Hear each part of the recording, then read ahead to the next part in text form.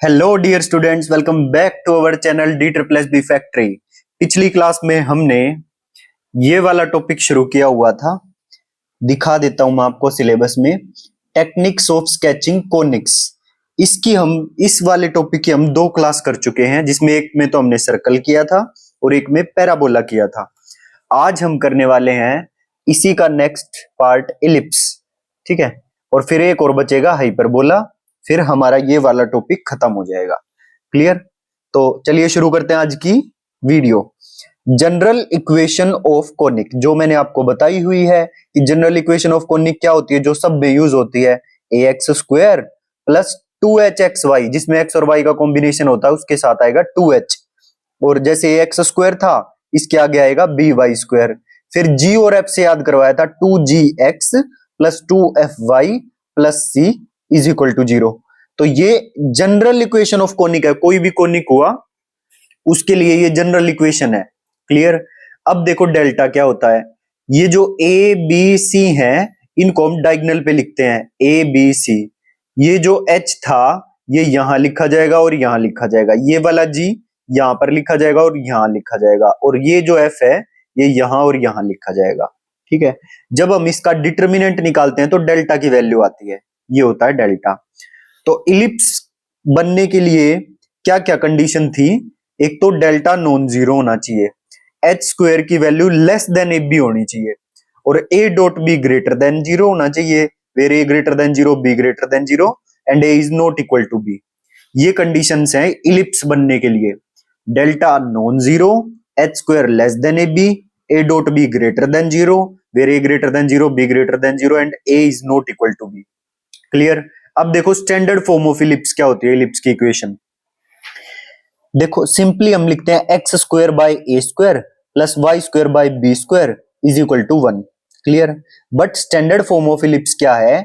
इस x के coefficient के साथ भी 1 होना चाहिए, जो ये स्क्वायर है और ये जो x है इसके कोफिशिएंट के साथ भी 1 होना चाहिए, और इसके ब्रैकेट के बाहर भी 1 होना चाहिए।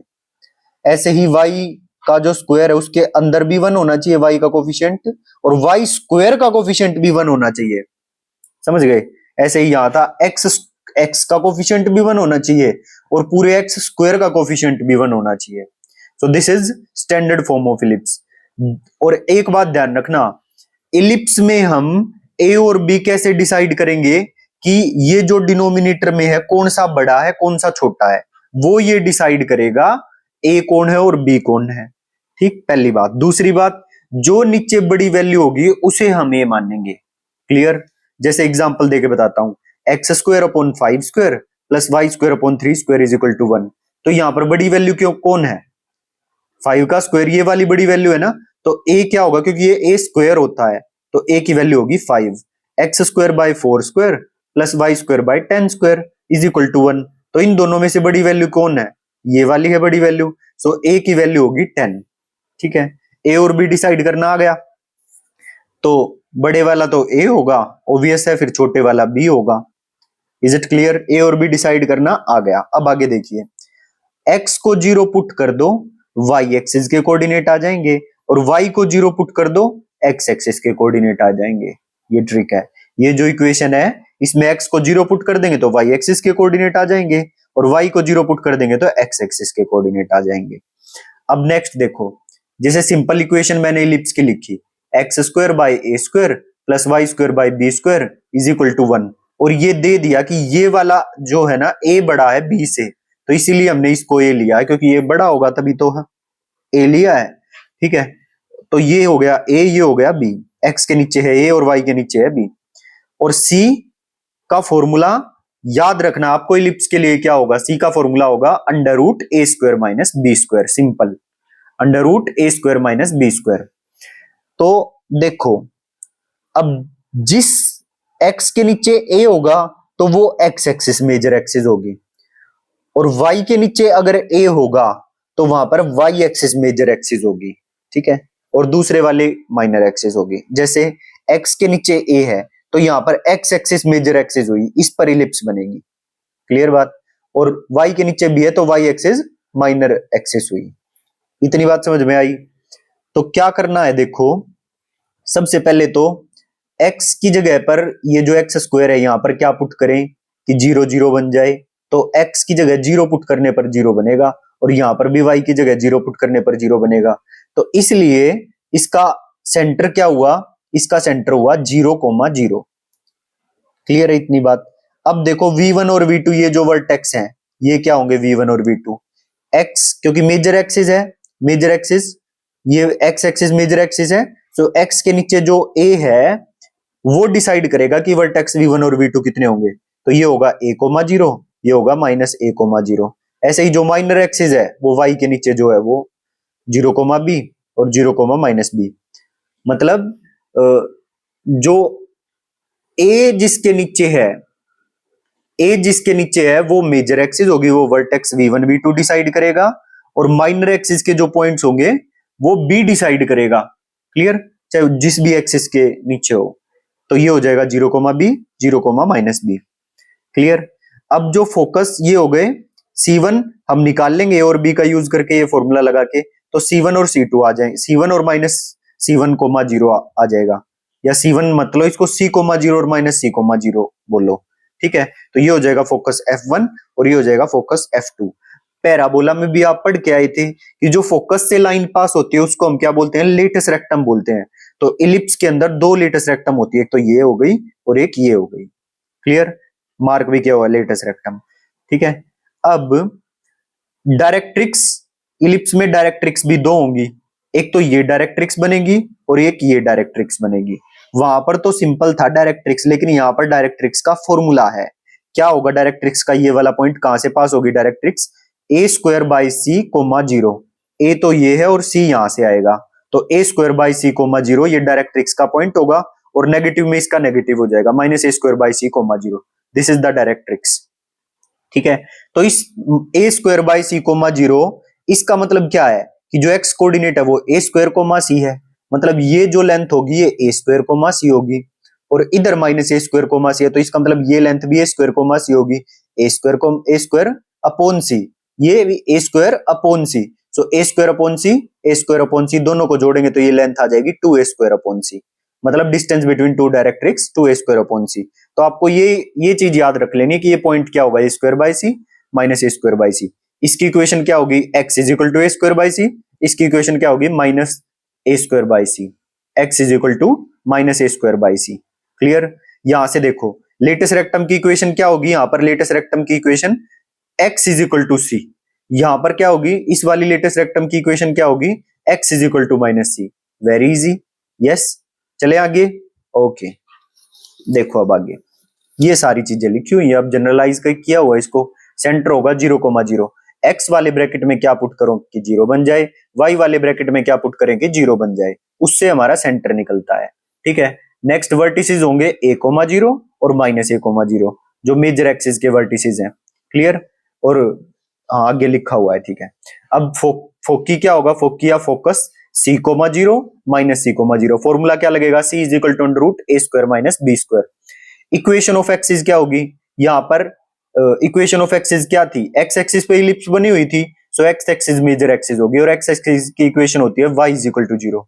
मेजर एक्सिस को लेंगे इक्वेशन ऑफ एक्सिस। क्लियर, तो मेजर एक्सिस कौन सी थी, एक्स एक्सिस थी, और एक्स एक्सिस की इक्वेशन होती है y = 0। नेक्स्ट देखिए इक्वेशन ऑफ लेटेस्ट रेक्टम क्या होगी, अभी बताया था इक्वेशन ऑफ लेटेस्ट रेक्टम क्योंकि फोकस से पास होती है तो x = c होगी और x = -c होगी इक्वेशन ऑफ लेटेस्ट रेक्टम। और लेंथ ऑफ लेटेस्ट रेक्टम का वेरी इंपॉर्टेंट फॉर्मूला बहुत पूछा जाता है, 2b²/a, 2b²/a length of latus rectum. और डायरेक्ट्रिक्स का भी बताया था, x = a²/c, x = -a²/c। ये लेंथ ऑफ लेटेस्ट रेक्टम याद कर लेना अच्छे से, 2b²/a। और इक्वेशन ऑफ डायरेक्ट्रिक्स होगा x = a²/c, x = -a²/c। अब आगे आ जाइए मेजर एक्सिस एंड पॉइंट्स। तो मेजर एक्सिस के एंड पॉइंट्स वर्टिसेस ही तो होंगे v1 v2, a,0 और -a,0।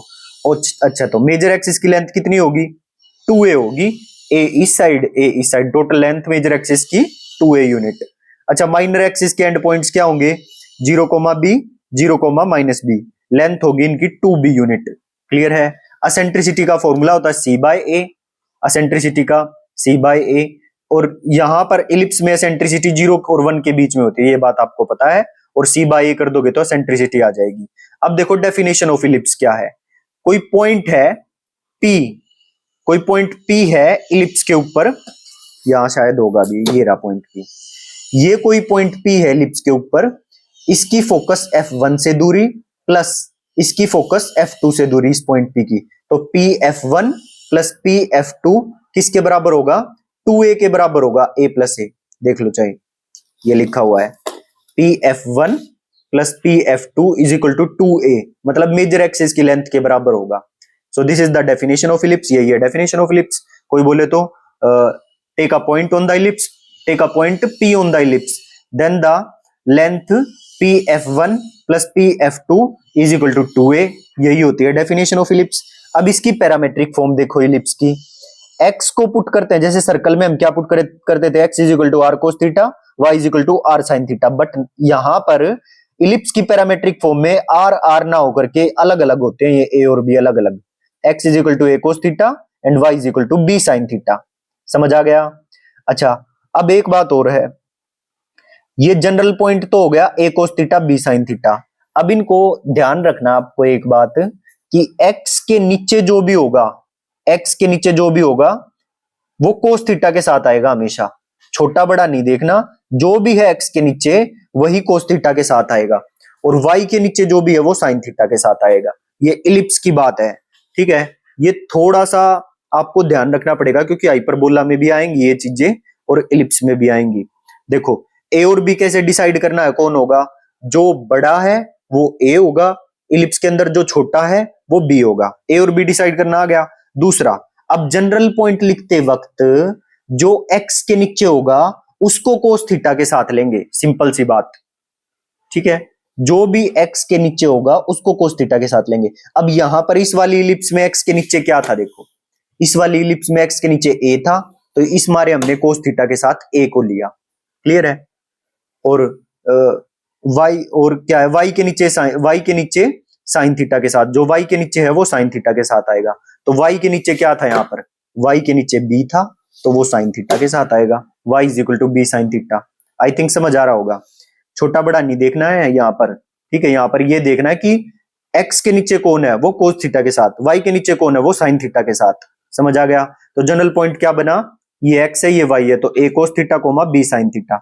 एरिया ऑफ इलिप्स आप सबको पता ही होगा, पाई ए बी होता है, ए और बी यही है, ये जो पॉइंट है ए और बी, ठीक है? तो पाई इंटू ए बी ये होता है एरिया ऑफ इलिप्स। अब नेक्स्ट नोट देखिए एक बार, इलिप्स में अगर ए और बी इक्वल टू आर हो जाए तो ये इलिप्स सर्कल बन जाती है। Is it clear? जैसे X square by A square plus Y square by B square is equal to 1, तो X square by R square plus Y square by R square अगर होगा तो ये सर्कल की इक्वेशन होती है। इलिप्स सर्कल बन जाता है जब ए इज इक्वल टू बी हो। Is it clear? तो चलिए नेक्स्ट पेज पर चलते हैं। अच्छा, एक बार सभी कमेंट सेक्शन में बताएंगे कि समझ आ रहा है या नहीं आ रहा, कमेंट करके फटाफट बताओ, फिर आगे चलते हैं हम। यस, देखो जैसे एग्जांपल है x square by 5 square plus Y square by 4 square is equal to 1, तो जनरल पॉइंट बताओ क्या होगा। अभी अभी मैंने बताया, जो एक्स के नीचे होगा वो कोस थीटा के साथ आएगा, और जो वाई के नीचे होगा वो साइन थीटा के साथ आएगा। तो एक्स के नीचे कौन है, 5, तो ये हो जाएगा 5 cos theta coma 4 sine theta. अब आगे देखो, जैसे एक्स के नीचे कौन है 6 और वाई के नीचे कौन है 10, ठीक है? अब जो x के नीचे होगा वही कोस थीटा के साथ आएगा, और जो y के नीचे होगा वो साइन थीटा के साथ आएगा। तो यहां पर क्या आएगा 6 कोस थीटा, और y के नीचे 10 है तो 10 साइन थीटा। ये जनरल पॉइंट बनेगा। आई होप समझ आ रहा होगा आपको। अब 2 डेफिनेशंस ऑफ इलिप्स हैं। एक डेफिनेशन तो हमने आगे कर भी ली, अभी अभी की थी, ठीक है?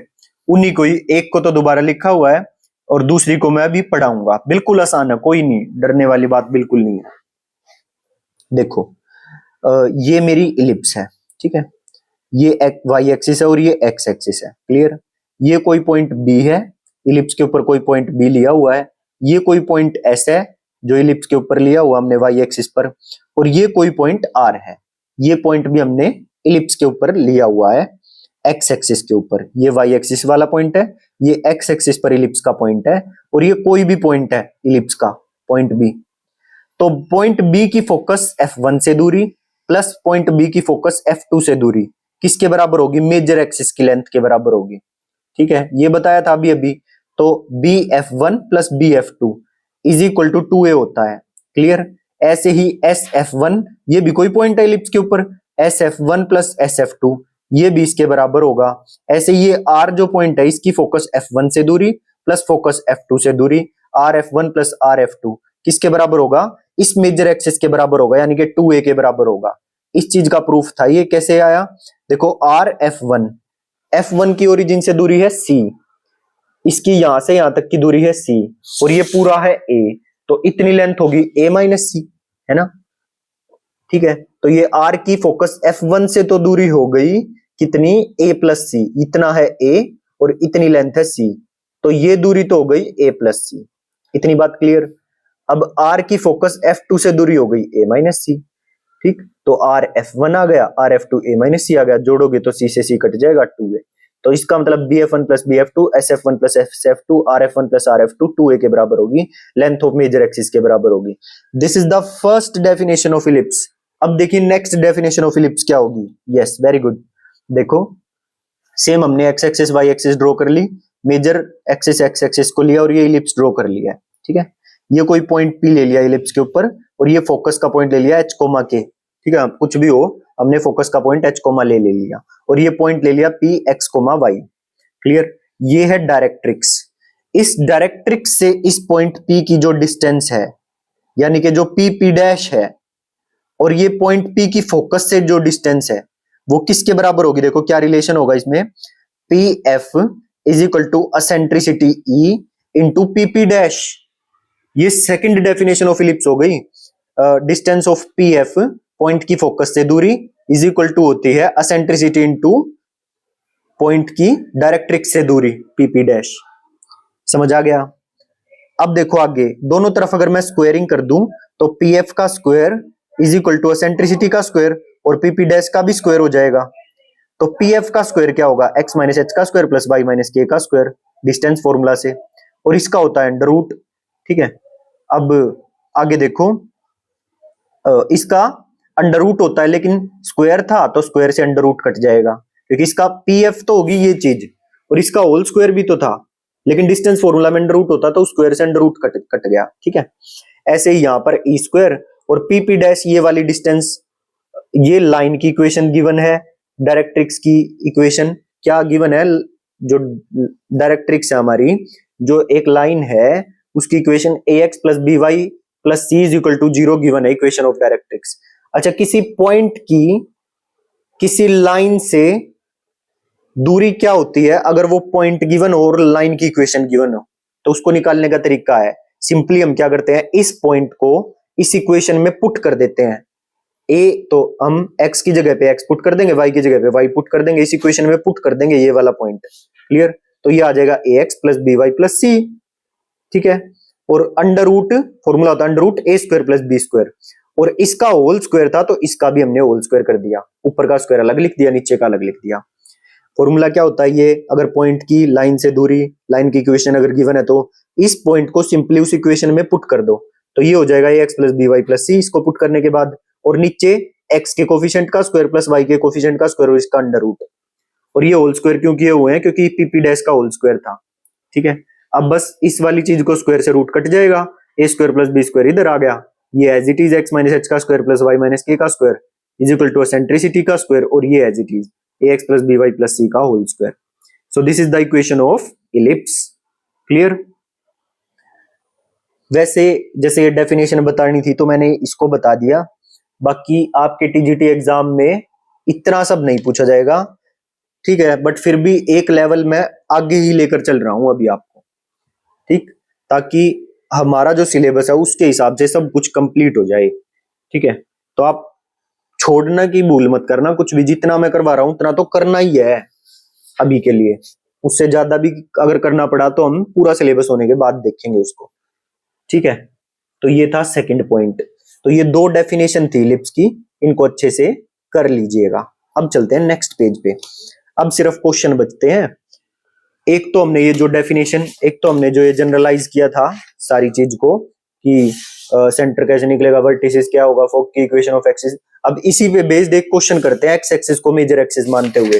देखिए क्वेश्चन क्या है, इक्वेशन दे दी, equation of ellipse, wait for a while, yes, equation of ellipse दे दी x square by A square plus Y square by B square is equal to 1। यहां पर ए की वैल्यू है 5। क्या बताया था, इलिप्स में हम ए को कैसे डिसाइड करते हैं, जो बड़ा होगा इन डिनोमिनेटर में से वो ए होगा, जो छोटा होगा वो बी होगा। तो ये 5 का स्क्वायर है, ये 3 का स्क्वायर है, तो ए की वैल्यू होगी 5, बी की वैल्यू हो गई 3, और सी का फॉर्मूला अंडर रूट ए स्क्वायर माइनस बी स्क्वायर होता है, उससे आ जाएगा सी की वैल्यू 4। क्लियर। सेंटर होगा 0 0, कोई दिक्कत नहीं है। वर्टिसेस होता है a, 0 माइनस a, 0, तो 5, 0 माइनस 5, 0। फोकी होता है c, 0 और माइनस c, 0, 4, 0 और minus 4, 0। Equation of axis, major axis x axis है, क्योंकि x के नीचे a है तो x एक्सिस मेजर एक्सिस होगी। तो मेजर एक्सिस कौन है, एक्स एक्सिस। एक्स एक्सिस की इक्वेशन होती है y is equal to 0। Clear. Equation of latus rectum होती है x is equal to c, तो एक इक्वेशन ऑफ लेटेस्ट रेक्टम हो जाएगी x is equal to 4, x is equal to minus 4। क्यों, क्योंकि दो लेटेस्ट रेक्टम होती है, फोकस f1 से भी पास होगी, f2 से भी पास होगी। अब लेंथ ऑफ लेटेस्ट रेक्टम होगी 2b स्क्वायर बाय a, 2 और b स्क्वायर कितना, 3 3 जा 9, 2 इंटू 9 अपॉन में a कितना था 5, 5 पुट कर दिया, तो ये आ गई length of latus rectum 18/5। Equation of directrix बताई थी a स्क्वायर बाय c और minus a square by c, तो a स्क्वायर की वैल्यू 25 और c की वैल्यू 4 पुट कर दी, 25/4 और माइनस 25/4।